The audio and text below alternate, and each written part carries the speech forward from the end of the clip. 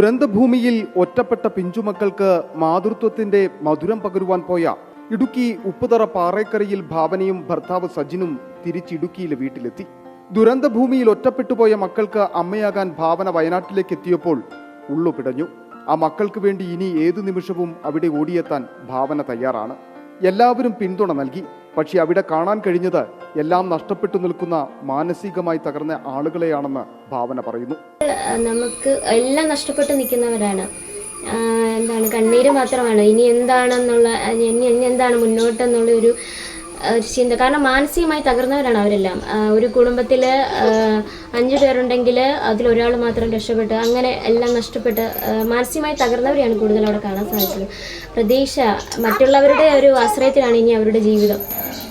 ഭാവനയ്ക്ക് പിന്തുണ നൽകി ഒപ്പം നിന്നത് ഭർത്താവ് സജിനാണ്. സജിന്റെ ഫേസ്ബുക്ക് പോസ്റ്റിന് താഴെ വന്ന മോശം കമന്റുകൾ ഏറെ വേദനിപ്പിച്ചുവെന്നും ഇദ്ദേഹം പറയുന്നു. പക്ഷേ അവരോട് ആരോടും പരാതിയില്ല. തെറ്റാർക്കും പറ്റാം. അത് തിരുത്തുമെന്നാണ് പ്രതീക്ഷയെന്നും സജിൻ പറയുന്നു.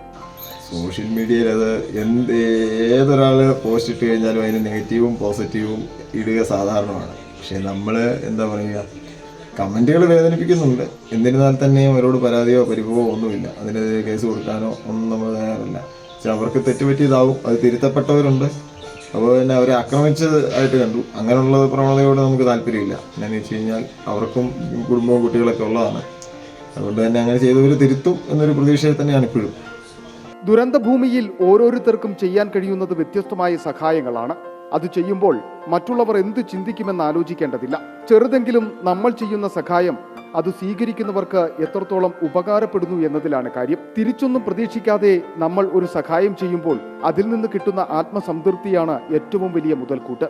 തനിക്ക് ആത്മസംതൃപ്തി ലഭിച്ചിട്ടുണ്ടെന്നും ഭാവനയും പറയുന്നു. നമ്മളിങ്ങനെ ഒരു കാര്യത്തിന് മുന്നിട്ടിറങ്ങിയപ്പോൾ നമുക്ക് ശേഷം ഒരുപാട് പേര് ഞങ്ങളും തയ്യാറാണ്, എൻ്റെ ഭാര്യയും തയ്യാറാണെങ്കിൽ ഞാൻ തയ്യാറാണെന്ന് പറഞ്ഞ് ഒരുപാട് പേര് ഇതിന് ശേഷം മുൻപോട്ട് വരികയുണ്ടായി. അപ്പോൾ നമ്മൾ മറ്റുള്ളവർക്ക് ഒരു ഇൻസ്പിറേഷൻ ആകാനായി, ഒരു മാതൃകയാകാനായി സാധിച്ചു.